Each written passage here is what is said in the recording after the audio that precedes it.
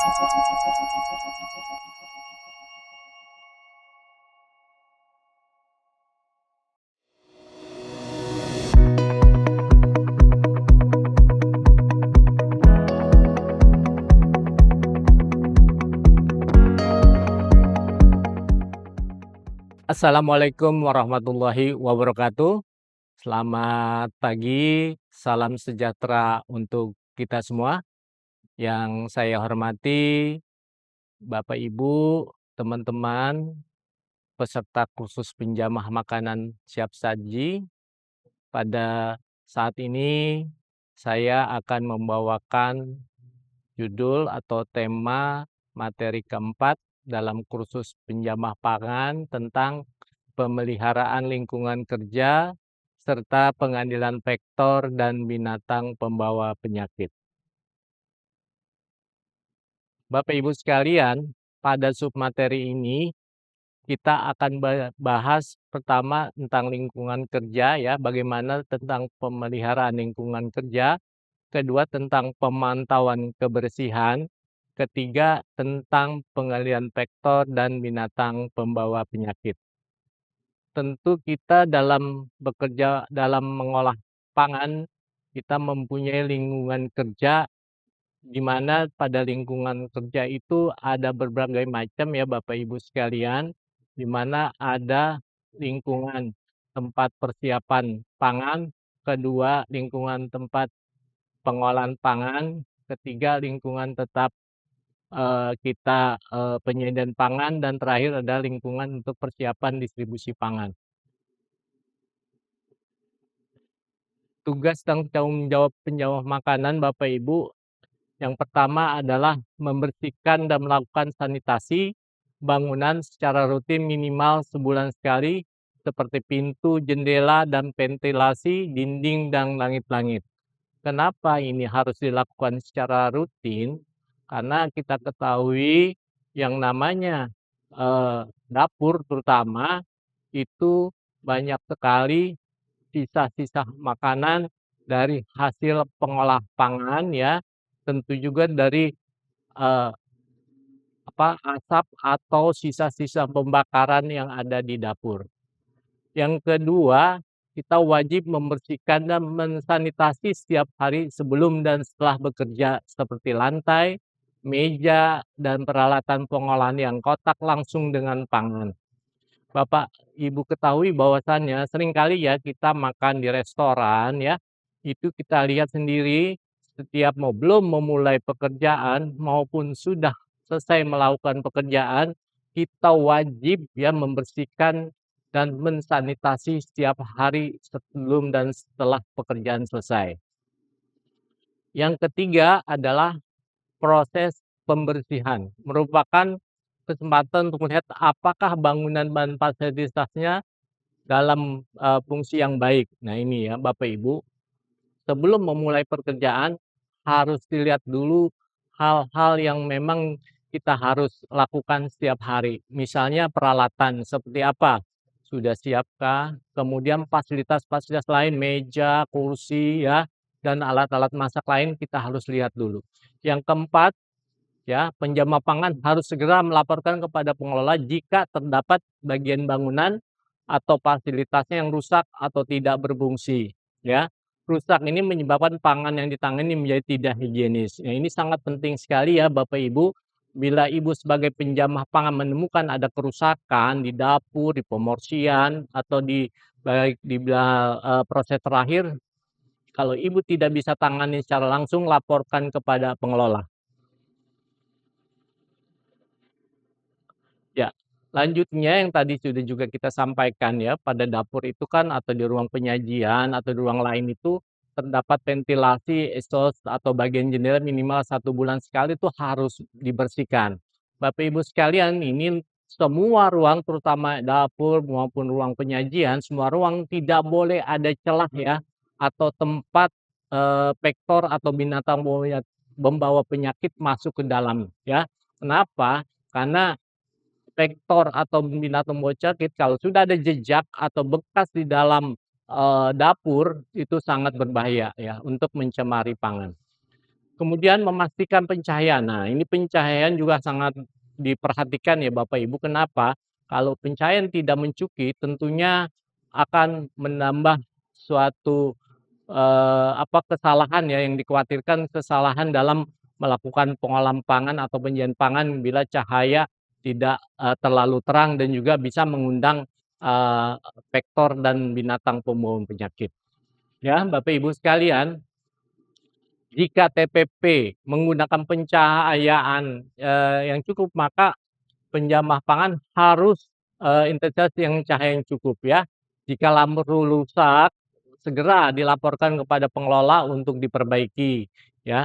Jika menggunakan jenis lampu yang halogen atau mudah pecah, dipastikan lampu memiliki pelindung ya Bapak Ibu. Jadi bila-bila terjadi pecah, jadi tidak mengenai atau berhamburan pada tempat, pengolah pangan atau ke bahan pangan. Bapak Ibu sekalian, kita di layout yang ada ya, yang memenuhi syarat, tentunya ada tempat istirahat buat penjamah pangan ya. Nah, tempat istirahat ini biasanya tersedia loker yang merupakan fasilitas yang disediakan oleh pengelola bagi penjamah pangan.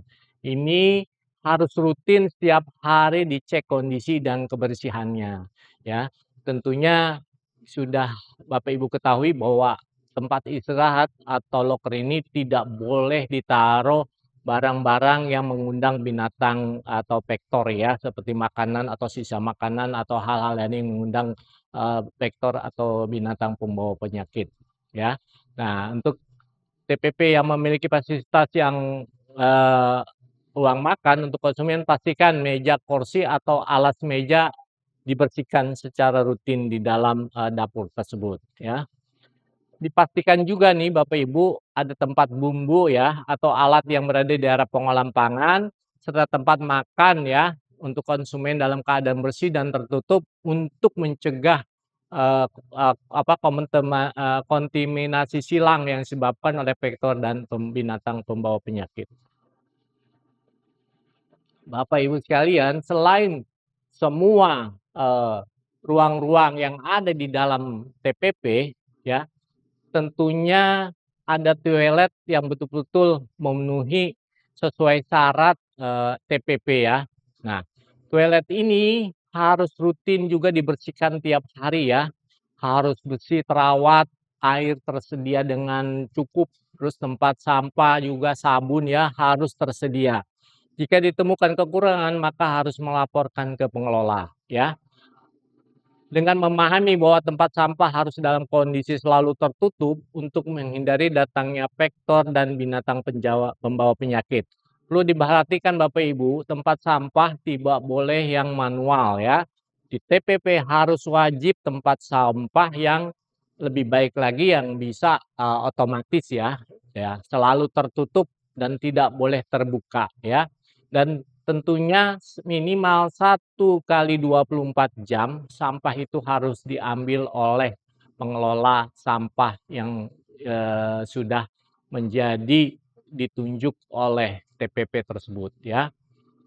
Nah, ini tadi juga sudah saya sampaikan bahwasannya pengeluaran sampah harus wajib ditangani oleh petugas kebersihan minimal 1 kali 24 jam harus diambil nih. Desainnya juga tadi saya sudah ceritakan ya, tidak boleh ada yang manual, minimal tempat sampah itu harus tertutup otomatis ya, diinjak kaki ya, tanpa dengan tangan atau dengan hal lain yang bisa, mengotori, penjamah pangan ya.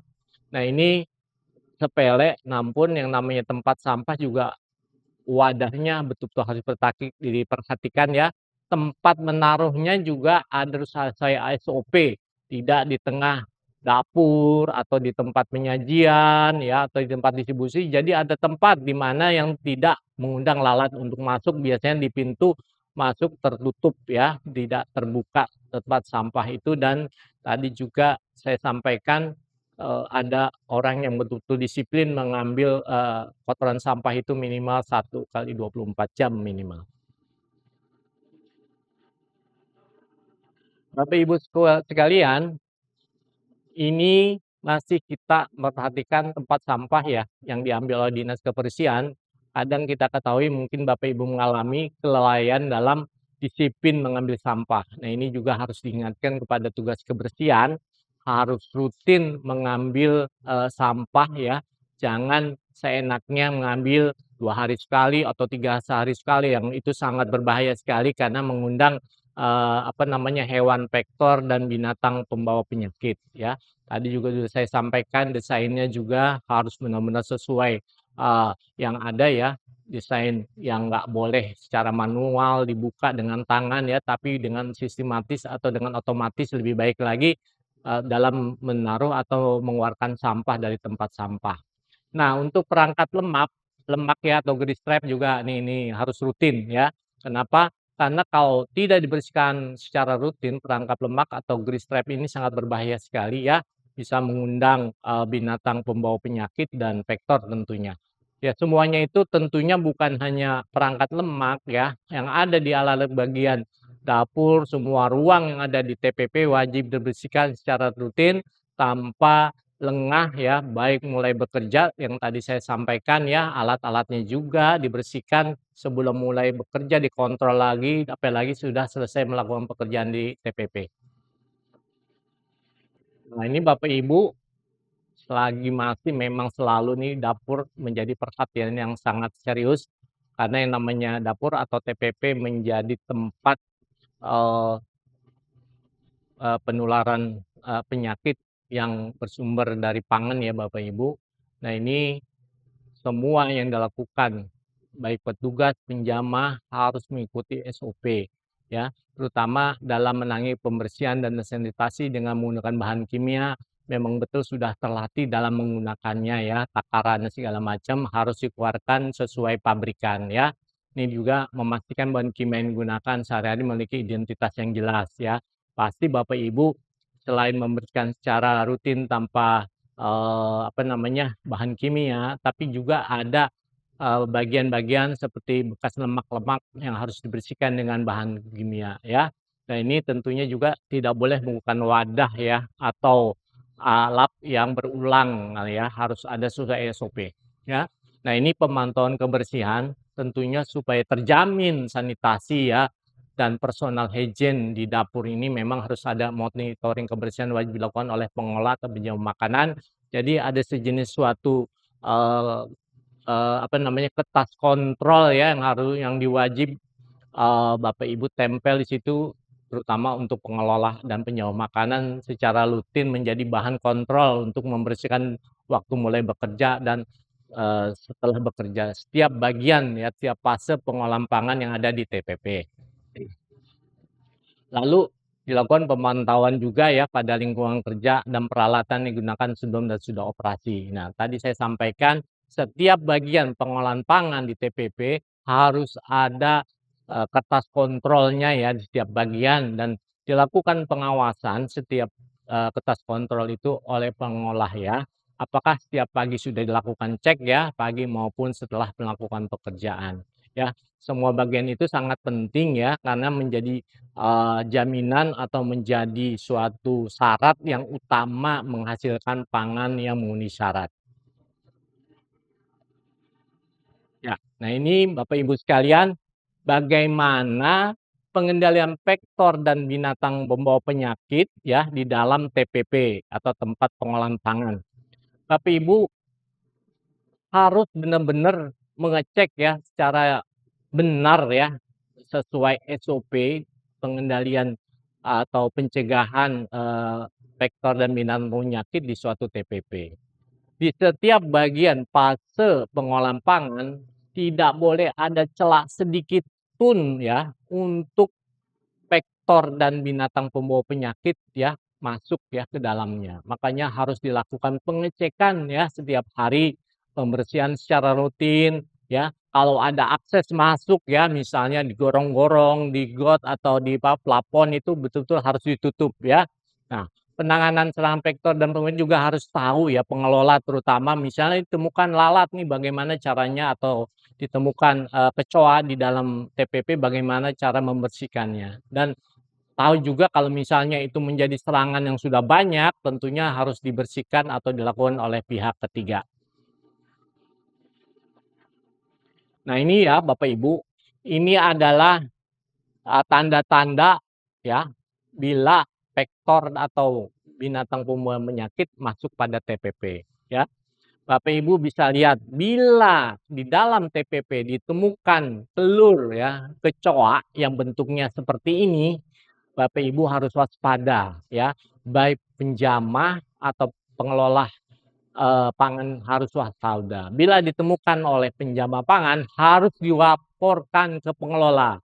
Ini adalah tanda-tanda sudah masuk kecoa di dalam TPP ya. Kemudian juga ini harus diwaspadai telur putih-putih seperti ini adalah tanda-tanda adalah masuknya binatang pembawa penyakit ya seperti lalat. Nah ini ya hati-hati ya Bapak Ibu bila ditemukan 2 jenis telur ini itu menandakan bahwa sudah masuknya tanda-tanda vektor dan binatang pembawa penyakit ke dalam TPP. Nah ini binatang Bapak Ibu ya. Nah ini sudah paham lah Bapak Ibu apa sih tikus ya. Tapi tikus ini harus juga mengerti ya berbagai macam tikus ya Bapak Ibu. Jenis-jenis tikus banyak sekali ya. Yang di sekitar kita itu tentunya ada tikus got yang besar-besar, ada tikus atap ya rada ramping, dan tentu juga ada tikus rumah yang warnanya lebih warnanya lebih abu-abu. Kalau tikus got atau tikus atap biasanya warnanya lebih gelap. Dan Bapak Ibu bisa lihat di sini ya contoh dari tikus ini. Dia mengeluarkan kotoran bentuknya seperti ini, ada bentuknya panjang, lonjong, dan ada juga yang tikus rumah bentuk kotorannya lebih kecil. Nah, Bapak Ibu tuh semua harus bisa memahami ya, bentuk vektor seperti apa telurnya, bentuk binatang pembawa penyakit seperti apa telurnya. Itu kalau diketahui itu pencegahan lebih awal daripada sudah menjadi domisili atau menjadi apa ya, banyak ya di TPP itu. Nah, ini dilakukan ya tahap-tahap pembersihan secara rutin ya.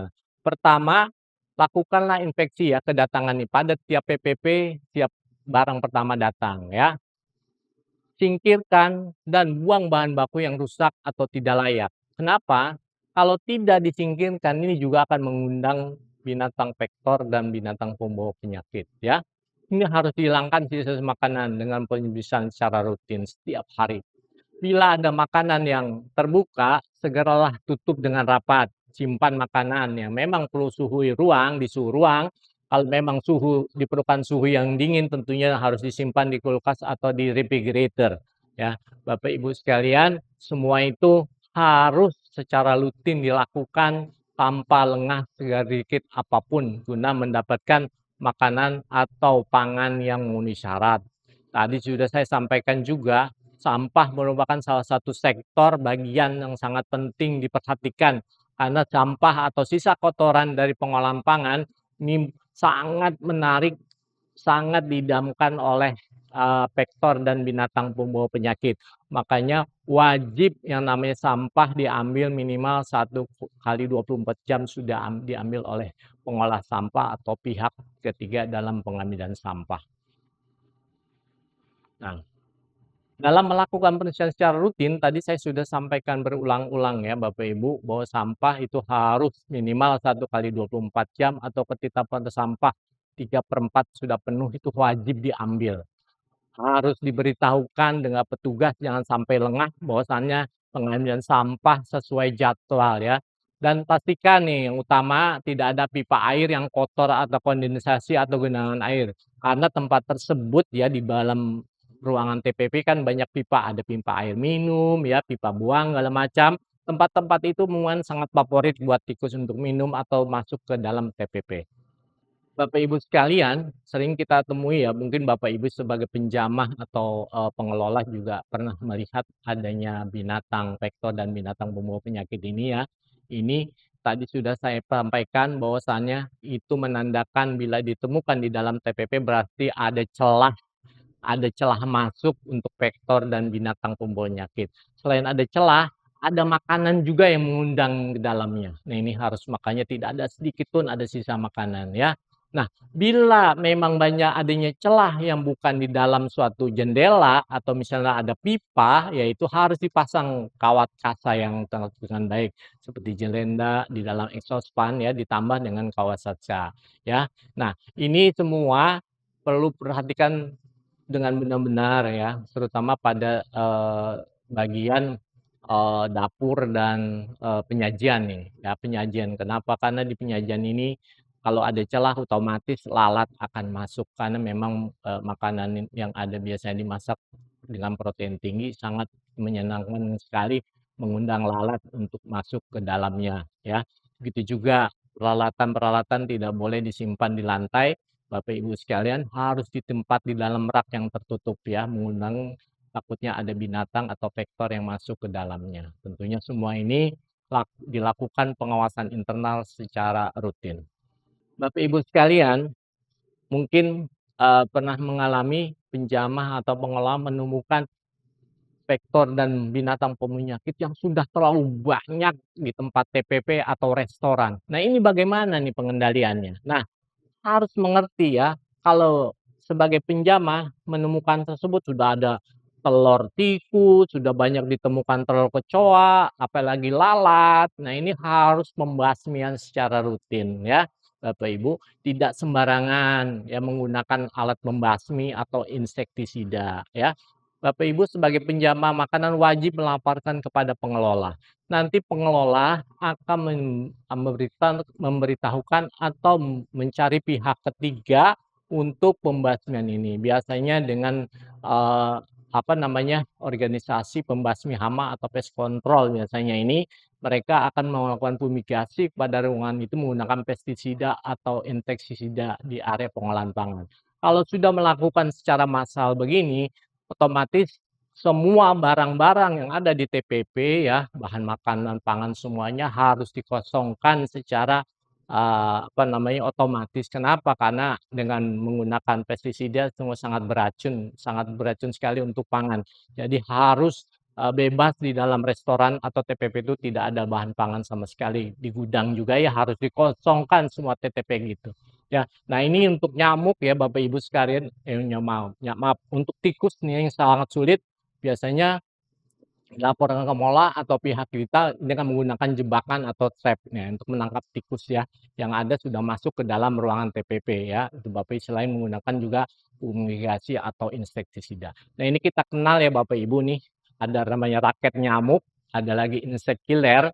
Nah, ini Bapak Ibu terutama pengelola pangan nih, hati-hati ya, alat ini memang sangat efisien dan efektif, namun penempatannya juga harus sesuai ya, sesuai petunjuk ya. Seringkali kita temukan adanya insect killer di ruang penyajian pangannya itu sangat fatal sekali ya, nggak boleh. Jadi ini wajib adanya di dapur dan itu pun ada di bawah, jangan di dalam dapur, di depan pintu ya, atau di tempat ruang makan ya, di bawah ya. Nah, ini 2 alat ini tidak boleh di ruang penyajian pangan ya. Kenapa? Atau dapur ya, kenapa? Kalau misalnya ada lalat atau, kecoa masuk ke dalamnya, tubuhnya akan pecah dan tentunya akan mencemari pangan yang ada di dapur. Mungkin itu yang dapat saya sampaikan, mudah-mudahan dapat dimengerti dengan baik dan dipahami Bapak Ibu sekalian para penjamah pangan. Terima kasih dan apabila ada salah saya mohon maaf. Wabillahi taufik wal hidayah. Assalamualaikum warahmatullahi wabarakatuh.